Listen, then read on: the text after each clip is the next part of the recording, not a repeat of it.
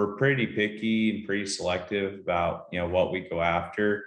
We're not out there doing a deal just because we can make the numbers work. And I don't, necessarily agree with that philosophy. I think you kind of have to look at it from a, holistic perspective. Is we put a lot of emphasis on the area. So if we don't like the area, because that's the only, that's a constant. Like we can't change the area, we can't change the schools, can't change the neighbor, can't change the zip codes. We put a lot of time in making sure that we're really comfortable with that area.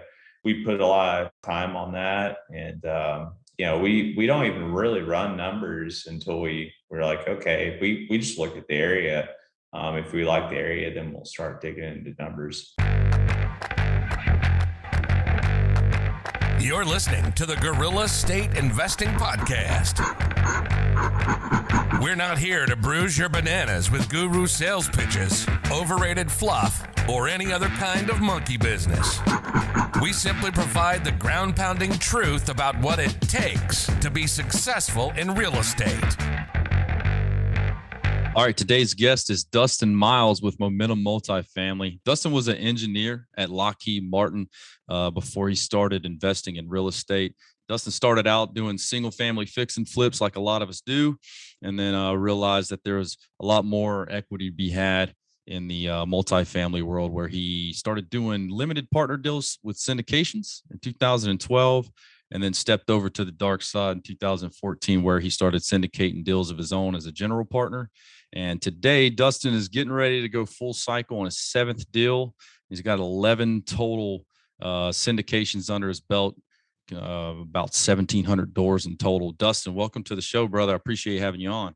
Yeah, I appreciate it. Thanks for having me on. I'm excited to be here. Yeah, you're currently out at Dallas, Fort Worth, right? Is that where you guys do most of your deals at? I've kind of done deals all over Texas. I've done 2 in Oklahoma. Our main market that we're focusing on right now is Houston. Houston, why is that? We think Houston, out of the major markets in Texas, kind of gives you the best bang for the buck.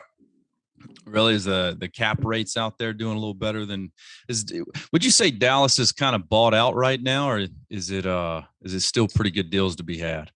We have a tough time making the numbers work, or, basically having to be, fairly aggressive in order to make the deals work. But, we're playing more in that, in the A space. So the deals that we're going after kind of early 2000s product. Oh, really? So you guys are more Class A? Yep. Well, why is it? Because most syndicators, at least the ones I know, focus on Class C value add stuff like that. And I have a hint, or I think it's probably because of the cash flow. But with Class A, are you guys focusing more on the equity? No, we try to hit, probably about, if you were to look at, the percentage of return and all that, cash flow versus, when you sell the property, we're close to 50-50. Sometimes it's, down to 40-60, but we, try to keep that amount that somebody gets on the back end, about half, and then cash flow is about the other half. So, but there's a few reasons why we kind of go after, I used to go after B and C and kind of made that shift over into A.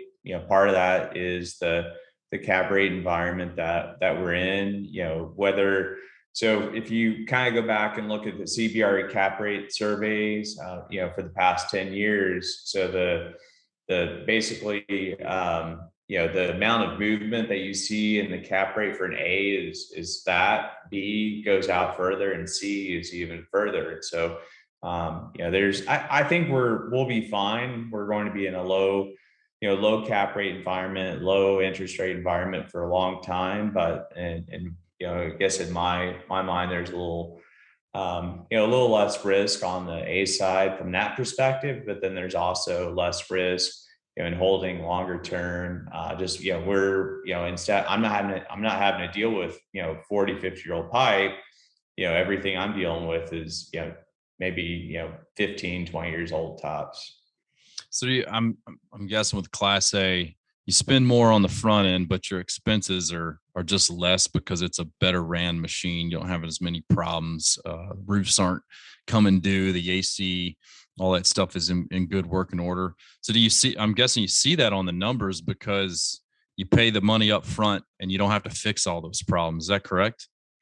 Yeah, that's part of it. I mean, there's a little more. It depends on the deal and all that, of course, but there's a little more consistency in terms of less bad debt, less delinquency, and all that good stuff too. And why is that?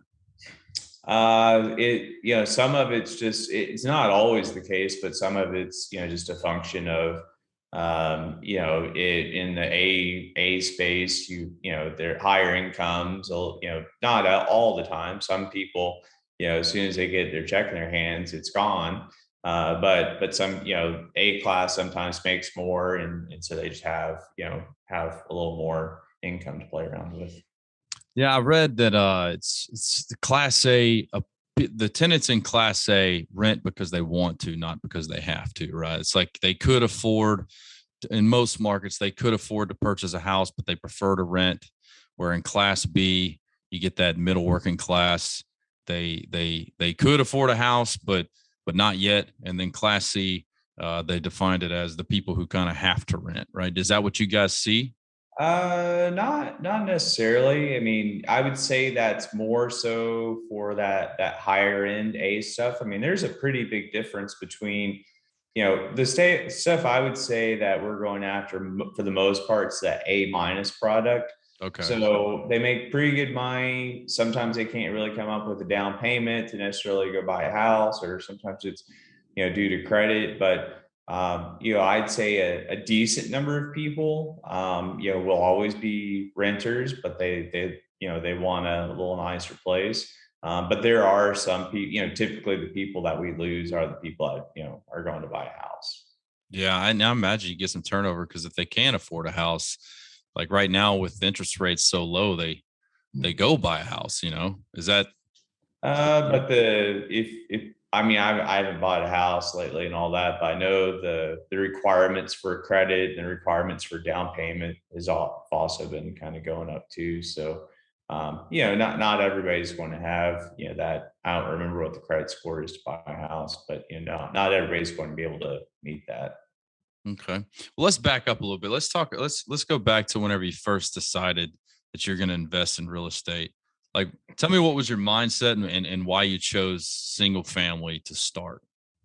A lot, we talk to investors all day long, and a lot of people, and this was the same mentality I had, is I wanted to dip my toes in the water. And I had heard about multifamily, and we had a few single family mentorships. They frankly didn't work out for one reason or another.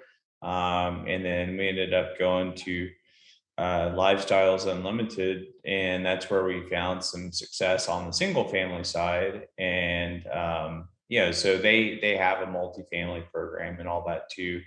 So that was part of the attraction. Is we start on the single family, and then we hop over to the multifamily side. But we had a little bit of money to play with, and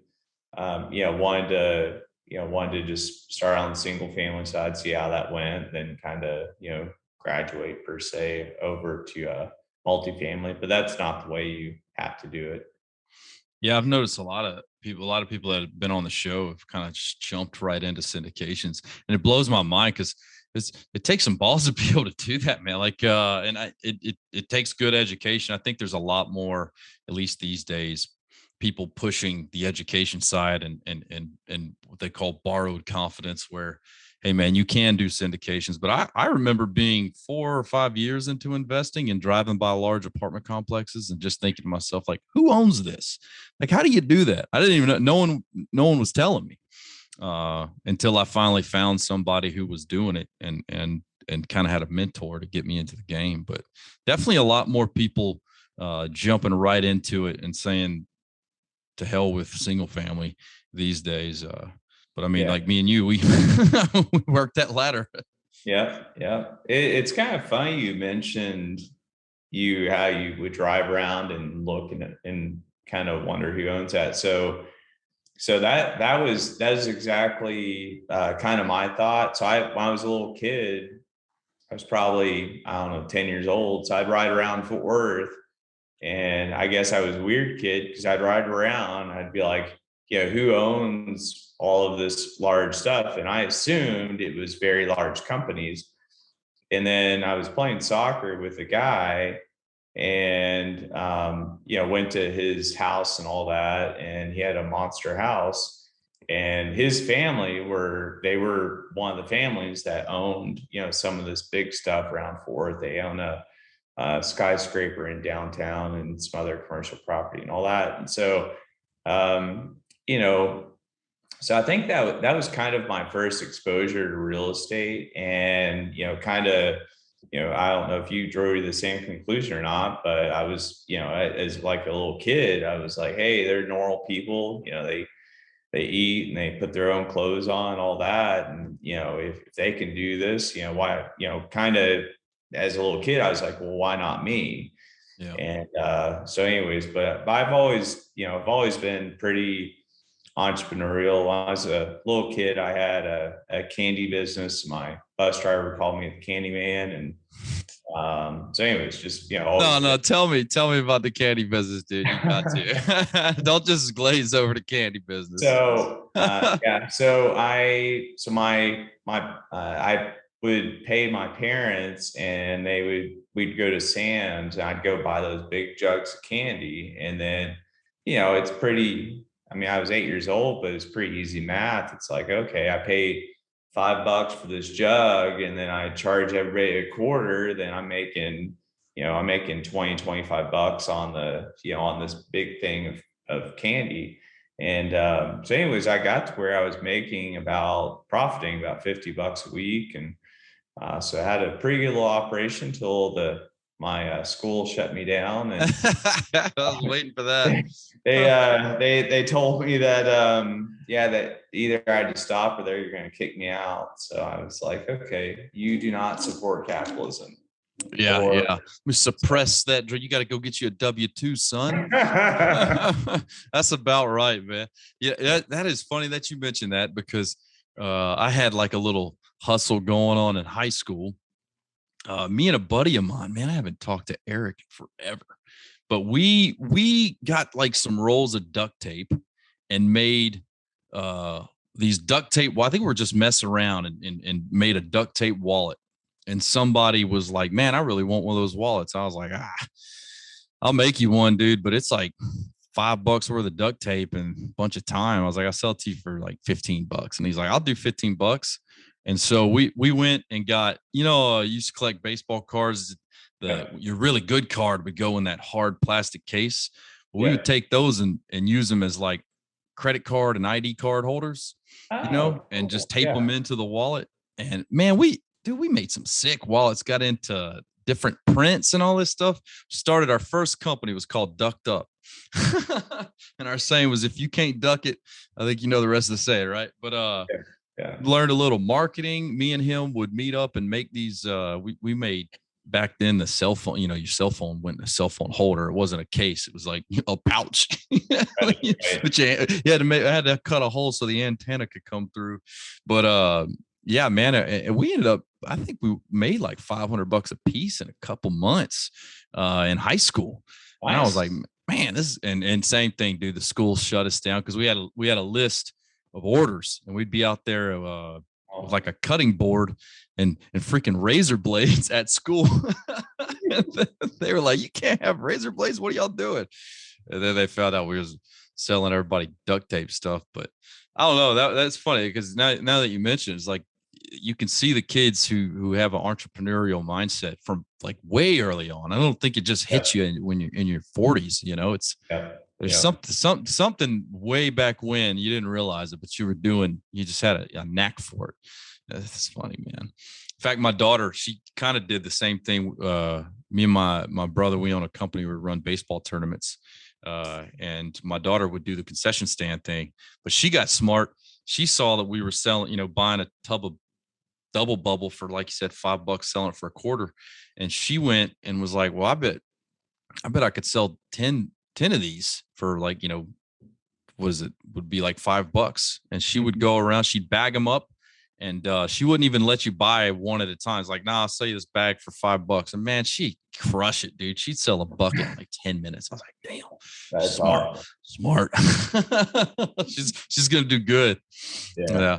Well, cool. So you got into single family, and like what when you started out with limited partnerships in multifamily, or did you do any like duplexes or triplex or anything like that? Yeah, no, I just went from single family to multifamily. So the first deal I was a LP on. I was also a KP, and it was more he didn't need me on there or anything. It was more of a hey pay it forward sort of thing. But so yeah, the first deal I was KPLP and 76 units in North Dallas, and actually still have the property today. So refinanced it, I guess, twice over that time period, almost 10 years now. And yeah, it's right next, it's across the street from an elementary school. It's in Wiley, which is next to Plano. That whole North Dallas just blowing up. And so, yeah, it's in a really good spot, and it just continued, it's ATM. So Yeah, yeah. What's the end game for you? Like, you plan on continuing to syndicate, or are you gonna, all right, I don't want to syndicate anymore, I'll start private lending, or like what are you gonna do this forever? Or is it that you have a next phase? yeah.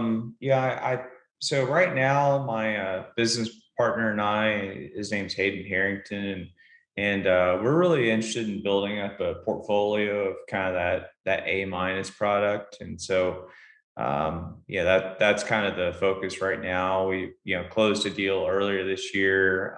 We're hoping to get some more deals going. And so we're just really wanting to build up a nice portfolio. We'd like to do about a deal a quarter. Obviously, if we've only done one deal this year, we're behind that. But getting some good deal flow and all that. Deal flow is the biggest kind of pain point for everybody right now. So, but yeah, we'd like to build up a portfolio and then kind of go from there.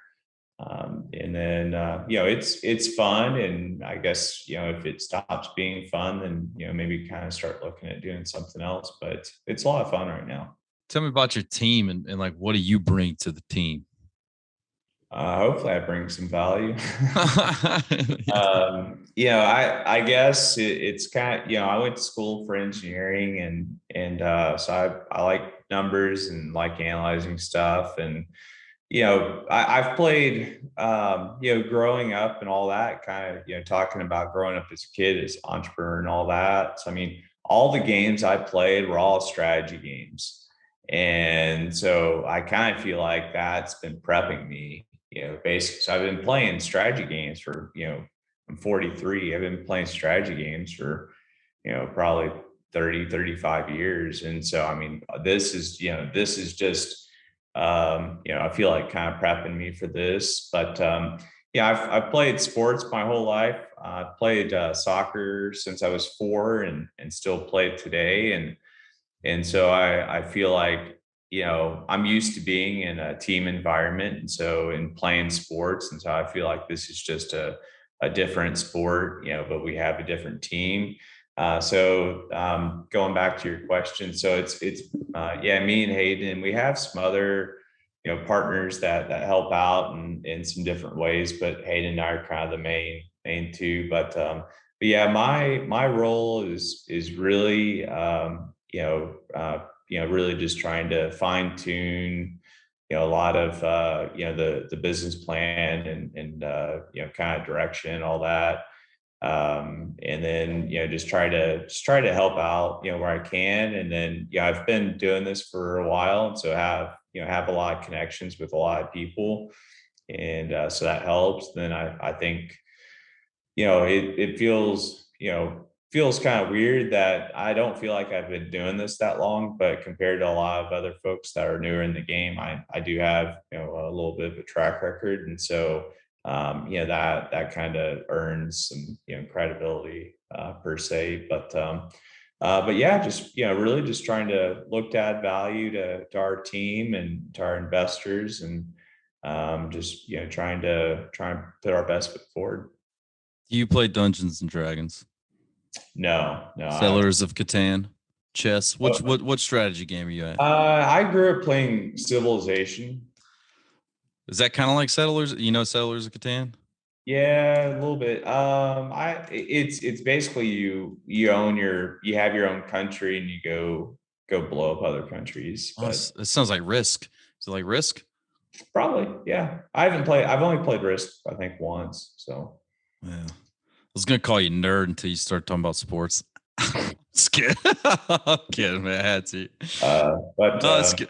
I actually just wrote an article about titled "Play Chess, Not Checkers," right? And it just kind of it talks about a lot of people, in my opinion, play checkers. It's they go in to hey, I'm just because checkers, you just got to kill everybody to win, right? So take down every deal because it's a deal, or worry about your unit count. But at the end of it, what's your strategy? Like what are you really trying to do? And that's why uh, I wrote the article, because if you're good, you can win chess in 5 or 6 moves, and you don't have to put so much effort into it. You just put a lot of brain power towards it. Not a very good chess player, but I kind of understand what they're getting at with it. But I meet people who they hang their hat on unit count, regardless of what the returns are, or they'll do a deal just for the sake of doing deals.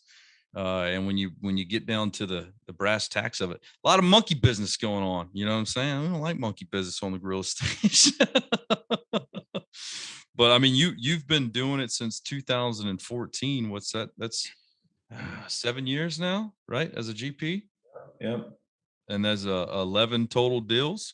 It's about a yeah, deal and a half a year, right? It's a good yeah. steady pace. It seems like you guys probably make pretty calibrated decisions. I see people who are doing 2,000 units a year. Uh, In their first year. yeah. Like you might want to sit back and make sure you're holding true to your promises for a little while.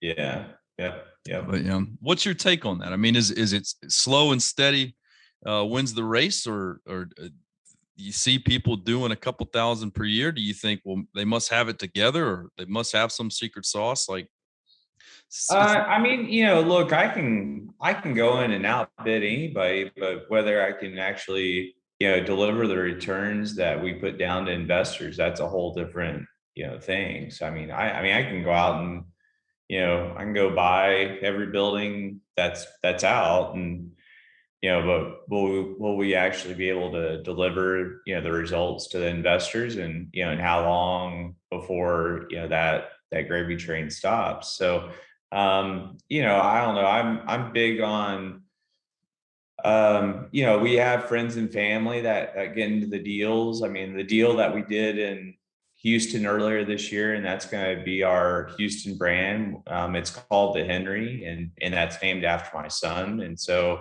it's cool. if I'm putting my son's name on, I want it to be a damn good deal. So, Yeah. so we're pretty picky and pretty selective about, what we go after. I mean, frankly, so I was part-time at Lockheed since 2018. I just quit this year, quit in February, and I could have quit earlier. Frankly, there's a lot of deals that I could have done just to do the deal. And I didn't do it for one reason or another. A lot of times it was the area. And,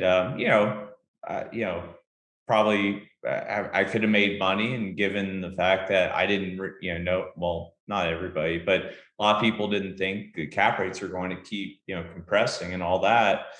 And, so, I guess we're not out there doing a deal just because we can make the numbers work. And I think that's I don't, necessarily agree with that philosophy. I think you kind of have to look at it from a, holistic perspective.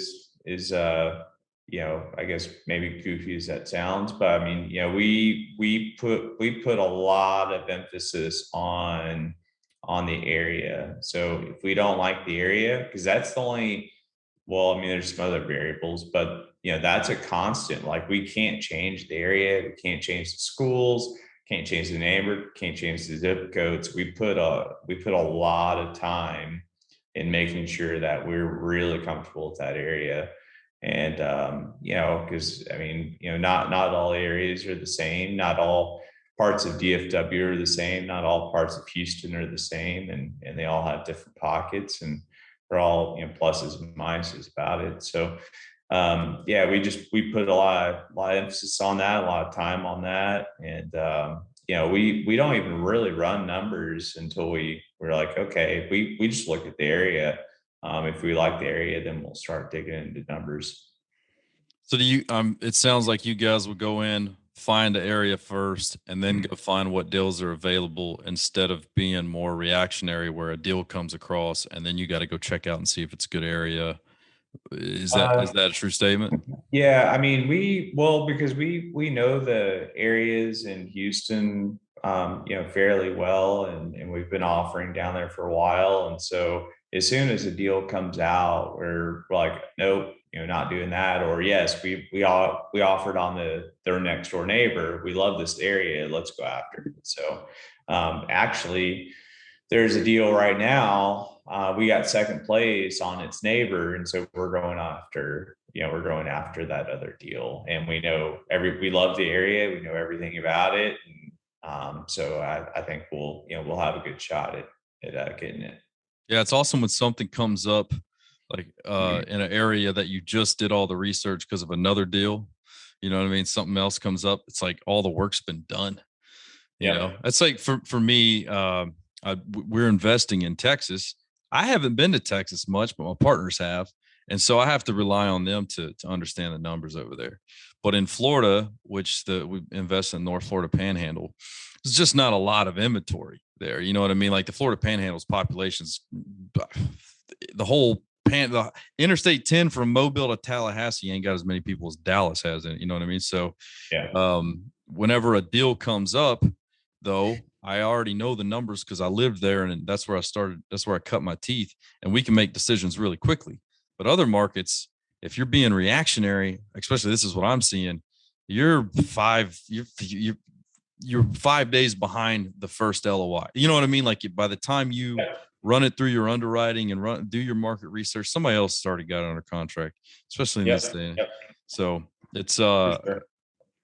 started expressing to my team like we have got to stop looking in all the markets, right? Which we Yep, weren't. We were yep, looking in 4 or 5, but I was like, we got to start looking in the hoods that we want to invest in, and then we will know. And it's making a difference. So yep, I'm glad that for you sure. said that. Well, cool, man. So Momentum Multifamily, it's you and Hayden, right? Is that Yep. just the two of you guys? Or you got any more? Nope, just us. We have some. We do have some other kind of partners, but they're not under this umbrella. So Do you guys like outsource your underwriting, or do you do the underwriting? Who? no, Hayden does the initial underwriting, and then if it looks interesting, then we'll kind of chat about it and go from there. So, but we have a pretty good system going on. Our main focus really, there's so much deal flow in Houston. We're really not looking. We're looking in Dallas a little bit, but that's about it. So what do you mean you're not looking? Like it's just coming to you? No, we have so much deal flow in Houston that it's all we can handle. So I mean, we look a little bit in Dallas, just because we're here and we keep tabs on it. But we've got our hands full in Houston. I mean, I guess last week, I mean, we were in five. In the last 2 weeks, we've been in five best in finals. So I'm on your guys' marketing thread, and I get a lot of emails from you guys. Y'all push out quite a bit of marketing via email. What else do you guys do? we have We do online networking. We have webinars. We actually have a webinar with, you probably know him, Gary Lipsky. So Yeah. Like he's doing. asset management, right? His big Yeah, thing. Yeah. yeah. So he's talking about asset management tomorrow, and then next month we're doing a webinar with Rob Beardsley with Lone Star Capital. Okay. And is that kind of like what you guys attract investors with all of this stuff that you guys do? Like obviously your marketing's going out, but you're pretty active, like constantly doing live events with people like that. And Yeah. me, I just got the podcast going. I don't do too much like live stuff. I think it's probably got a lot to do with my military schedule, which I'd like to fix that. But have you seen more benefit from what is it they call other people's platforms where you chat with somebody else who's got a pretty big following and now they follow you and you attract more people that way? Is that kind of y'all's target? Yeah, I mean it's all there's not like a magic pill or magic bullet, whatever. It's all the way I kind of see it. It's just like, you've heard the term streams of income. So it's just like marketing is the same thing. So I mean, we try to be on different podcasts. We're in charge of a few Facebook groups. We do networking events, we do webinars. So it all just kind of trickles in, and and then we post on social media quite a bit. So it all, there's not one that's like, the mecca or whatever. It all just kind of trickles in. Then he has a Facebook group, right? Yep. Yep. Momentum. Yeah, Momentum Multifamily. Yep. Yeah, he does the Momentum Mondays. Like, what are you doing?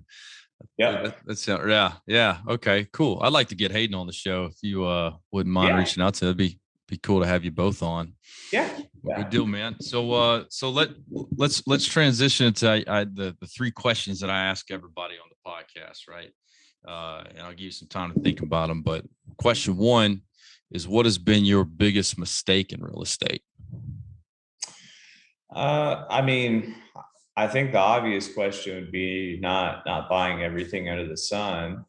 But besides that, I would say the big thing that I would say is, if a management company is not already in the area, we've seen those deals struggle. So if we're bringing a management to an area that they're not currently managing, that deal tends to struggle. In any of these deals, the reason why they haven't performed on our end, or performed as well as we'd like them to, is because of the management in the office. So, man, it's crazy how quickly a deal can kind of go south on you based on the office and all that. So it's but the management not being in a particular area and then you bringing them to that area has been probably the biggest mistake. Okay, like what happened? Was just weren't good at marketing, didn't have the network or resources. What was the Kind of all of the above. I mean, the management company that we're working with in Houston, I mean, they got 20,000 doors in Houston alone. And so, if we need anything, it's easy to get. And the fact that they've been, working that area, like our regional's been in Houston, and she's been doing this for 35 years. And so she knows every property. She's been to every property. She knows every submarket. And so if we have any questions, we can ask her. If we're taking a management company and we're going into, because everything is local, we're taking them to a small town they've never worked in, it's probably going to be a little tough. That makes sense. It makes sense. Good advice. All right. Question number two. What is your definition of success? I've answered, I forget which podcast I've heard that on before, but I would say for me, I'm really just trying to deliver value for other people. I'm very interested in progress and just getting better. I think earlier in my career, I think it's real easy to look at other people and then frankly get bummed out if you're like, I'm not as far as that person. But you also have to look at the fact that, everybody kind of has their own story and their own, they're at a different chapter in their own story. And so you can't really, compare, I forgot there's some famous quote, comparisons of thief of joy or something like that. Yeah. But anyways, but just trying to get better every day. I post quite a bit on social media and just really just trying to be a positive influence. I run quite a bit. And I've had a lot of people reach out to me and they've said that they started running because they see me running. And so just, or, I've had people on my email list for 10 years and they've been watching me and I didn't know it. And, had them recently invest with me and so that means a lot. And, but yeah, and we've helped a lot of people, along the way have been able to, potentially retire and leave their jobs if they need to. Some people love their jobs and it's a great fit, but some people they've been able to create a lot of passive income based on a lot of the work we've been able to do. So that just feels good. And then sorry, this is very long-winded, but and really just we're very interested in giving back, and we're doing that in a few different ways. All right, I'm gonna throw another question there. It's the first time asking it on the show. Just thought of it, so bing. What? Give me an example. Like, let's say one relationship that has changed your life, other than like your wife or your kids, get it, but like one professional relationship that's changed the course of your life. You can say the name, you can say whatever you want to, or just give an example. Man, I think there's a lot there. Curveball, caught him off guard, dude. Yeah. I mean, so the first person that kind of comes to mind is Kenny Wolf. He's a buddy of mine, and I saw him. I was an LP. That was the first deal I was an LP in, and saw him do his first deal. And he was nice enough to let me come in and be a KP. And so I got to see him do it, and frankly, I mean, it was a big deal. He wasn't in a group and all that, and so it was a lot more difficult to raise money back then. This was 2012. Everybody was still scared we were about to dip back into a recession, and so people weren't used to put money into apartments. So I got to watch him put that deal together, and frankly he's a super nice guy, super great guy. And but that gave me a lot of confidence. And like, hey, if this guy can do it, I can do it. Yeah, man. Awesome. All right. The last question is, what bruises your bananas in the real estate world? Let's set the record straight on some bad gouge. There's a few things that there's a lot of people that say their deals. Everybody says their deals conservative, that we all get all the emails and all that. That's I guess it's kind of a pet peeve of mine. But can you kind of explain again kind of the purpose, the bad banana, or I forgot bad banana, or I forgot how you termed it. What's your baddest banana?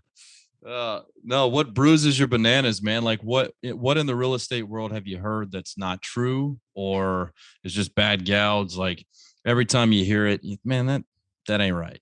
Because there's a lot of information. There's a lot of misinformation in the real estate world, right? Yeah. So I would say, so going back to it, I would say, if, everybody says they're underwrites conservative and all that. And I mean, the fact of the matter is, I mean, there's a lot of capital in the market. If you're winning deals, you got to push the numbers somewhere. You can't go in, oh, my deal's conservative, it blah blah blah. You've got to push somewhere in order to win a deal.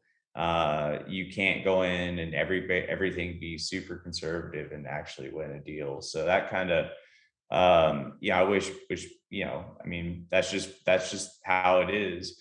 But it's a good, it's a fun market, fun process, and there are a lot of really good people in the space for sure. And but that's one thing that kind of irks me a little bit. Everybody says their underwriting's conservative.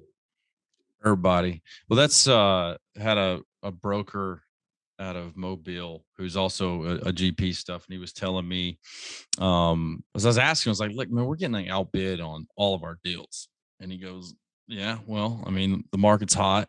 I was like, "Well, what do those guys got that we don't?" And he was like, "Probably strong offers, right?" and, but I was like, "Well, we all are talking about." His name's David Monroe. He's out of Mobile. Yeah, I know. He's a good Yeah, broker. I know, dude. But he Yep. broke it down to me real clear. He's like, "Look, other people are winning deals because their risk tolerance is higher than yours." Yep. I was like, "Well, what do you mean?" He goes, "Well, are you willing to put hard EMD down?" I says, I know. I would lose the money if the deal goes south." And he says, "Yeah, well, those guys who are putting hard EMD down have already bought it in their head. They already know the market. They already know the property. They already know everything about it. They bought the property in their head. And so there's no chance of them not buying it. I mean, unless some like unforeseen circumstances come up, but they're willing to risk the EMD so they get the deal because they know it's worth it."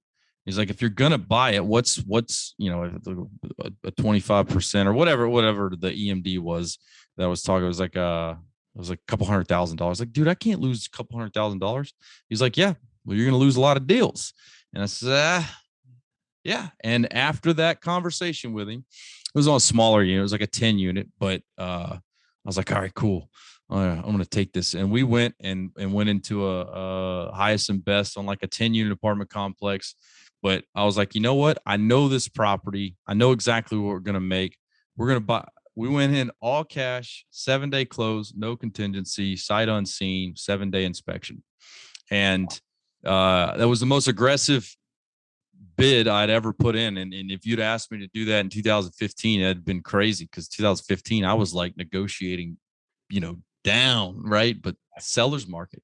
And we got the deal. And the reality of it is that was one property, an example that I knew everything about this property before, and there was no reason why I wouldn't buy it all cash. We refinanced out of it pretty quickly, got our money back, right? But even knowing like the idea of knowing everything about it, I would have been looking at risking whatever the EMD, say it was like 25 grand. If I would have risked that, we're now looking at adding $250,000 in equity in 6 months. So 10xing my risk, right? I can accept that. And that's exactly how that shit went down. And now we're getting ready to I think December, we're on track for December to refi, pull all of our cash out, have a cash flowing property. That's a joint venture. We didn't syndicate that. It's just too small. But it's going to make money, going to make a good chunk of money. And if we wouldn't have been willing to risk it, then we wouldn't have been able to make anything. It is different at like the syndication level. You talk about, you got like friends and family. I can risk my own money, but when it comes to syndications, I am more conservative because if I lose my money, like whatever, who am I going to be mad at? But if I lose other people's money, I'm mad at myself for a long time, and they're mad at me too. So I don't know. I got to balance that. I got to do better at it. Anyways. Well, cool. Dustin, if people want to get a hold to you, find you on social media, learn more about Momentum, you and Hayden, where can they do so? Yeah, just go to momentummultifamily.com. My email is dustin@momentummultifamily.com. I'm on LinkedIn, Dustin Miles. I don't remember if they do middle names or not, but and then I'm on Instagram at Dustin Miles. Yeah. And then on Facebook as well. But yeah, Instagram and LinkedIn are probably best. What should they reach out to you for? I mean, if they just want to say hi or they want to watch me run, then that's cool too. Come watch me run. Yeah. So that's. Are you that good at running that it's like an interesting thing to watch? Or you just run no, funny? I just post my mileage and stuff like that. So yeah. Yeah. I've never wanted to watch somebody run. Maybe a foot race. I'm not very fast though. Yeah. Well, cool, man. And what about if people want to invest with you passively into your deals? Guess if other people out there have deals that they need to partner up with, I heard you said you were KP on a couple deals. Reach out to Dustin Miles. The information will all be in the show notes, brother. But other than that, Dustin, I appreciate you coming on to the show. Happy to have you, and I hope you consider me in your network. Yeah, for sure. Nice to meet you. You too, man. Thanks for listening to the Gorilla State Investing Podcast, where we give you the ground-pounding truth about what it takes to be successful in real estate. Learn more at realfocus.org/Gorilla State Pod.